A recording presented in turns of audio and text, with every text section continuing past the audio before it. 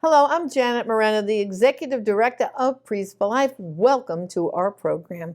I want to really thank you for tuning in here on the internet. Some of you might be watching us on Facebook or Instagram or Twitter or just a lot of the different platforms we stream on. So thanks for joining us. And I want to highlight to you a few things that, first of all, some churches are still not open. And so currently we still have the Mass at 10 a.m. here with Father Pavone, and it repeats at 6 p.m. just in case you're too busy with the kids, with the homeschooling and working from home, some of you, that the Mass does repeat at 6 p.m. And of course, then at 3 o'clock in the afternoon, we come on with the Divine Mercy Chaplain and the Rosary, and then of course my programming follows it after that, followed by an episode of The Catholic View for Women as seen on EWTN. And what we did with those shows is we went back into our archives, and I think we're about season 3, almost ready to go to season 4 with the shows with The Catholic View. So I hope you're enjoying all this extra programming.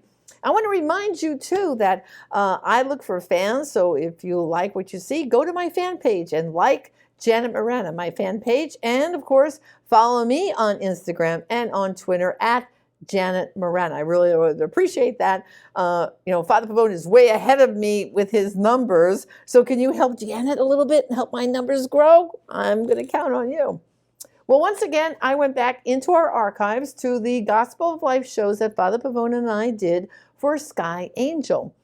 And I found a great interview done, Father and I did with Dr. Philip Ney. Now, Dr. Philip Ney is a Canadian psychiatrist who had a family practice. That's what his specialty was, families, dealing with families with psychiatric issues. And Dr. Ney, for decades, and I mean decades, has studied, we're talking all the way back since the 1970s or even into the late 60s. He has been studying this abortion issue. He has a great website, which is messengers2.com. So much research he's done. But he developed also a wonderful program for healing after abortion for women, for men, for family members, siblings, anyone who's been hurt and touched by abortion. Dr. Ney has developed a beautiful program called Hope Alive. So let's take a look now at this wonderful program we did with Dr. Philip Ney about Hope Alive. Abuse, abortion, and hope. You'll hear about the connections from a psychiatrist next on Gospel of Life.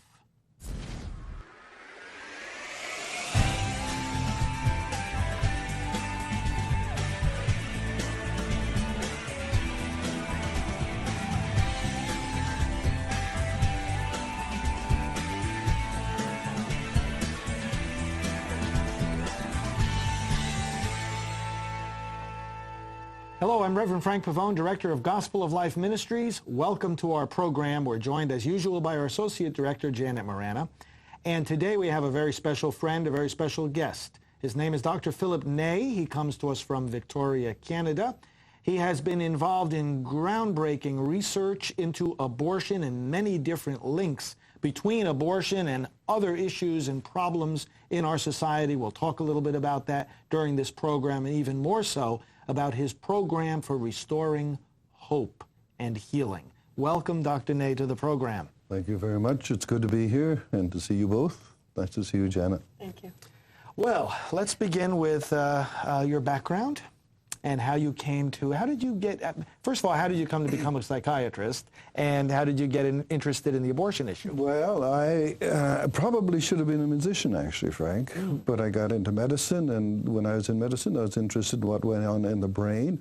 So I was going to be a neurosurgeon, but I got into a big fight with the chief neurosurgeon, and I thought, well, there's got to be some other way to get into the brain. So I became a psychiatrist. I became a child psychiatrist. Okay. And the abortion issue, did that come in early in your practice, or was that something later? Well, in science, it all begins with observation. So a mother early in my practice, this is way back in the late 60s, the mother in my practice comes and says, "Doctor, I have a problem here. I've got a little baby, and he's a beautiful child, and I love him very much, but I can't touch him, and I can't breastfeed him, and I long to breastfeed him." And since I was doing research in child abuse, I thought, oh, we got a problem of bonding. So I look at all the factors that are associated with bonding, bad bonding, But everything checked out well. She had a good pregnancy, a loving husband, a nice home, and a good delivery. But she couldn't touch this baby and consequently couldn't breastfeed him. And she was so disappointed in herself, she was depressed. So as with often, you think of something, and I thank God for the occasional insights he gives me, lots actually. And I asked the mother about all her pregnancies. And, you know, she looked around and she didn't want to answer me. And I thought, uh-oh, what's going on here? Well, she says, I've got this little boy. Yes, I understand that. And what about all the other pregnancies? And again, she's looking around. And then she blurted out, I had an abortion. So I had to think, now, is there any connection between an abortion and bad bonding? And so over the years, almost 40 years now, I've been doing research, and it turns out to be the case that women who have had an abortion prior to another child, statistically, this certainly does not apply to every woman, but statistically, they are more likely to abuse and neglect their subsequent children. So if there's that connection, is it the other way too? And sure enough, women who have been abused and neglected as children more likely choose an abortion for their problem as they see it. Mm-hmm. And so there's a cyclic connection. One thing leads to another, which for an academic means that you've got to deal with both sides of this problem if you're going to help people. The you know, it's ironic because sometimes the supporters and promoters of abortion, certainly more in the past than now, have tried to claim that making abortion more widely available would decrease child abuse. Yes. Us very old people remember that argument way back in the late 60s and early 70s. If we have freely available abortion, there won't be any unwanted children. And if there are no unwanted children, there will be much less child abuse. Well, the first article I published in this area showed precisely the opposite. The more abortions you had, the more child abuse you had, statistically associated and epidemiologically associated. And people were furious. What are you saying? We know the opposite is true. How could you dare to say a thing like this? And so they attacked me, although the research was valid. It's true. Now, if people want to read more about this, Dr. Nay, you have published, like you just said, one article you just mentioned, but you've published a great wealth of information, correct? Well, I have tried to, and I have been reasonably successful. And I thank God that my research has been published, but you will find my research under pregnancy loss. You won't find it under abortion. Why? Because as soon as the editor of a reputable journal sees abortion, he's not going to publish it. And up until recently, it just could not be done. So all us pioneers published research on abortion as pregnancy loss. And if you go to PubMed or something, you won't find me having written very much about abortion. But you look under pregnancy loss and you'll see a lot more. It's extraordinarily hard to get any research, no matter how good it is, on abortion published. Why is that? You know, it's the old problem, you know, do people want to know the truth? And of course they say, of course I know the truth. I'm a scientifically oriented person. And the people who are Christians will say, of course I want to know the truth will set me free. And so I say, all right, would you like to know your IQ? And you see this bit of a hesitation. And people, well, do I really want to know my IQ? And only about half people do. And I say, well, I'm a psychologist in addition to being a psychiatrist, so I can give you an IQ test. Would you like? Well, actually, let's talk about something else. It's curious how people are about wanting to know themselves. And of course, if they don't want to know themselves, they don't want to know about all the things that they do. People really do not want to know the truth. You and I know that. So from beginning to see patients like this in your practice and seeing these connections, didn't you develop a program then, like how to treat people who are coming to you who have had abortions? Right. It had to be done. And that's how we began developing the program now known as Hope Alive. And Hope Alive is an attempt to help women heal. And I say it just like that. We are helping them heal. There is a certain component of healing built into everybody, And even surgeons know that, because you put the edges of a wound together, but you don't actually heal that wound.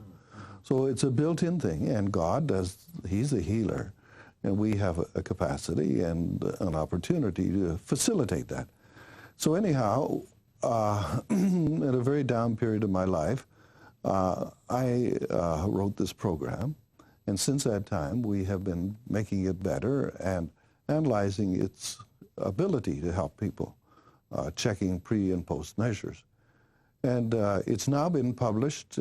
It's been presented at major scientific meetings, which is what we have to do as academics.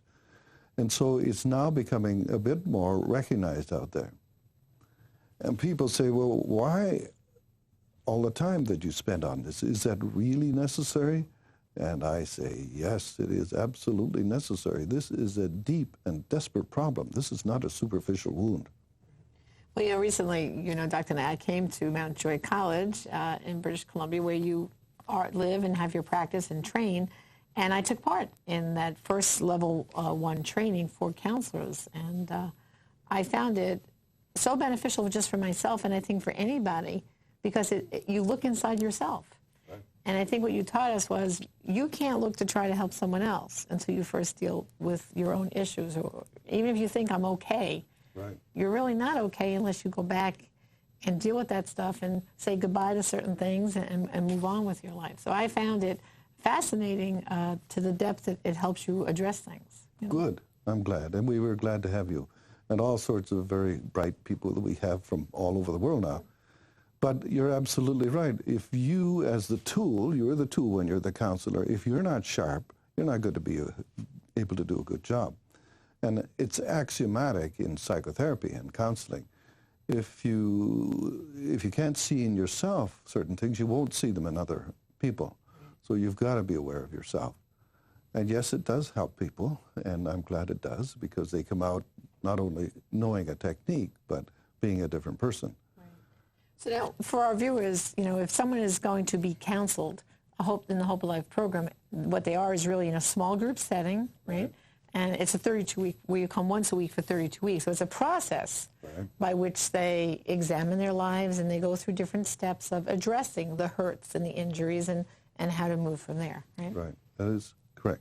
Yeah. And it's based on a different kind of psychology, which I call the psychology of created humanity. What were humans created for?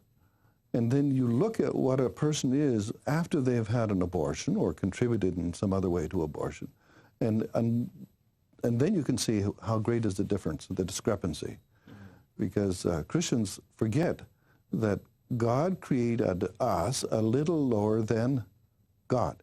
In actual Psalm 8, verse 5, lower than Elohim, which is Jewish Hebrew for God. It can be translated angels, but it's usually translated God. So we've come a long way. And once people get a glimpse of how far they are from the person they were designed to be, then there is great grief, as you know. What a sad, sad story lot we are. And abortion is a primary component of that awfulness, how far we have fallen. Well, that brings to mind, of course, the title of one of your key books, which we'll talk about after our short break, namely Deeply Damaged. And I look forward to having you explain a little bit more of that for us and for our viewers. But first, friends, we'll take a little break. We're talking with Dr. Philip Ney, and we will be right back.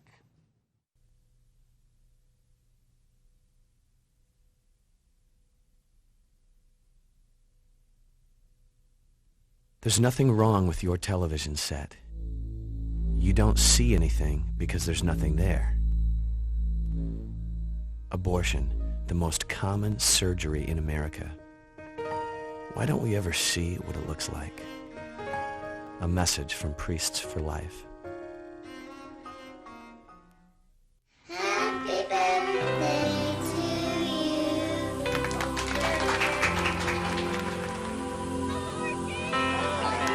The decision to have an abortion not only affects that moment in your life, Kristen Gordon.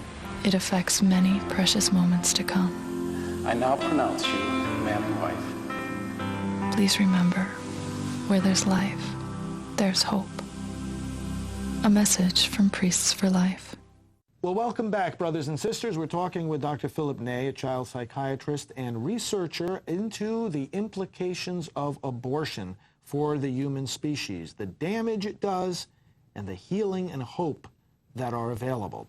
And Dr. Ney, I remember you telling me one time that you're convinced that nothing so deeply damages the human family than abortion. And there's a lot of talk, you know, in our day about family values, how to preserve them, why the disintegration of the family. But what you're saying is quite persuasive as we go through your research to say that it is at the door of abortion that we can lay so much of the blame for things just going haywire in our society. Tell us a little bit about your thoughts on that. Well, it is absolutely correct. And I draw a little triangle in which there's the abortion at the center and all sorts of other circles, including euthanasia and family breakup, that are components of that. But let's take one part of abortion. And this is something that we deal with when we do Hope Alive training and therapy, which is the response to the helpless cry. Every parent out there will remember when they're 18 months old, wakes up in the middle of the night, and it's almost always 2:30. And it's almost always after you've had a hard day and you know you're going to have a harder one, and you just want to sleep, and you hear this disturbing sound, and oh my goodness, can't somebody deal with that? So you get on your feet, and you stumble down the hallway, and you're really, really angry, extraordinarily angry. And then you flick on the light, and there's this poor little thing lying there, and you suddenly change. And it goes from rage to nurture. And that is such a profound change. There is something beautiful triggered in all of us when we see somebody, something helpless. A kitten or a puppy or even a little piglet. You know, something about that is beautiful. It changes us in our reaction. It makes us humans. It makes us wiser. It makes us loving. Now, what if that should change? The whole species endangered. Now, because the initial response, which is rage, becomes the terminal response. You begin with anger, and it ends with anger, and babies get killed. Then we can't survive. And we can't survive. And so killing begets killing. And what happens, of course, is that once the mother and the father are able to overcome the instinctual restraint to their rage, on one occasion, with respect to their own helpless little baby, they are dangerous. They know that. They know that in themselves. We know that in other people. A mother comes to me and says, "Doctor, I get so angry with my child. They irritate the heck out of me. I could murder them." She laughs and I laugh, right? I know she's not serious, and it's not a thing to be taken seriously. However, if at any one point she has picked up that child and shaken it or hit it hard, now I take it seriously because something has changed. And we know that's true about soldiers. Once they have killed one man, they're different.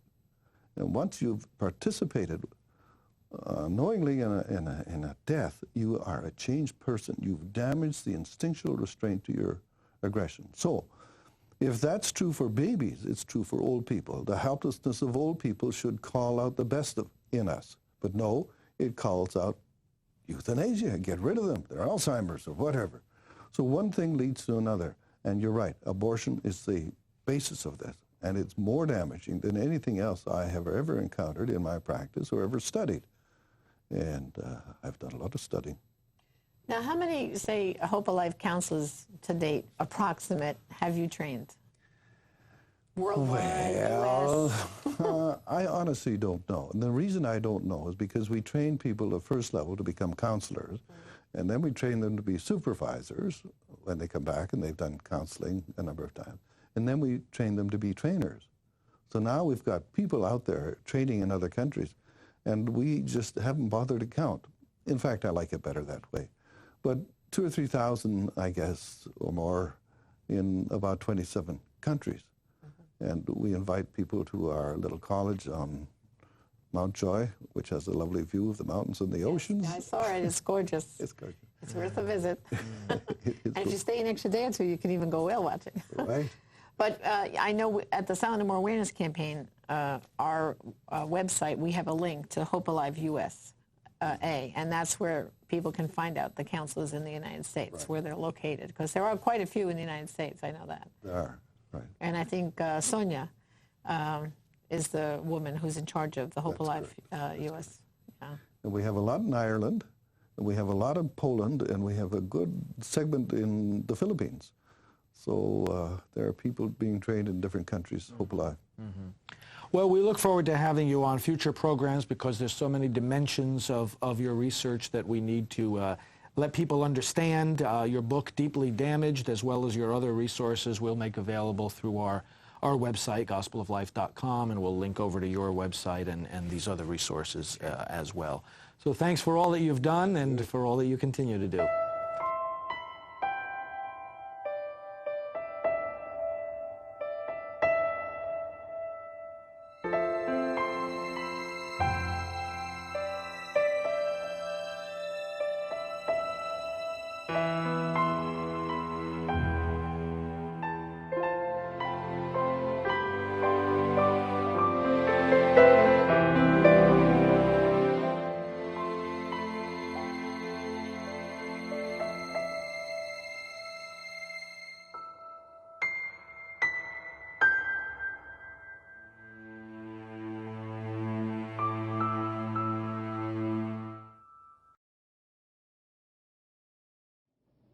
Hello, this is Dr. Teresa Burke, the founder of Rachel's Vineyard.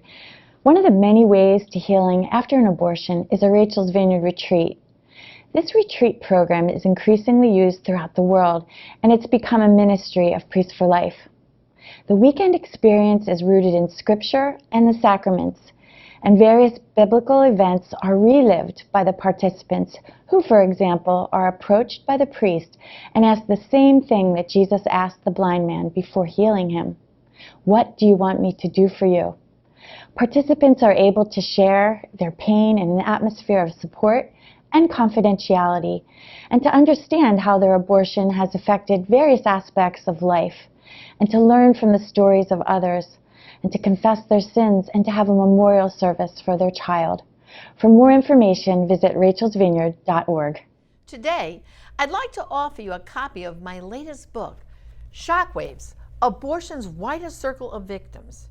Every abortion, aside from killing a child, wounds countless people who are connected with that child, like the mother, the father, the grandparents, the siblings, and the other relatives, the friends of the family, the abortionists and their staff, and the pro-life people who tried to save that baby. My book, Shockwaves, drawing from the research of the psychiatrist Dr. Philip Ney and from our experience in Rachel's Vineyard and Silent No More, explores the wounds experienced by those different groups and points the path to healing. Those who promote abortion try to convince us that it is a private, personal decision of a woman. Shockwaves shows that nothing could be further from the truth.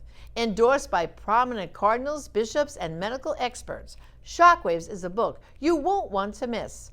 Order it today from Priests for Life's online store, and you can go to shockwavesthebook.com or by calling us at 321-500-1000. Again, go online to shockwavesthebook.com or give us a call at 321-500-1000 and let me know. I'd like to personally autograph it to you too. So please let us know that also. Thank you and God bless. Welcome back. And of course, the Hope Alive program is a wonderful program. I myself have been trained in the Hope Alive counseling. The sad thing is there aren't a lot of Hope Alive counselors here in the United States. There are, though, all over the world. There are Hope Alive counselors in France, in Belgium, in the Philippines. There's just so many different countries. In Poland, in Australia is another place. New Zealand. A lot of Hope Alive, people have been trained all over the world. We do have, though, a Hope Alive USA counselor. Her name is Karen Yoder, and she operates out of Pennsylvania. So those of you over in Pennsylvania looking for Hope Alive, you can be in touch at their website, hopealiveusa.org, and that's how you would get in touch with them.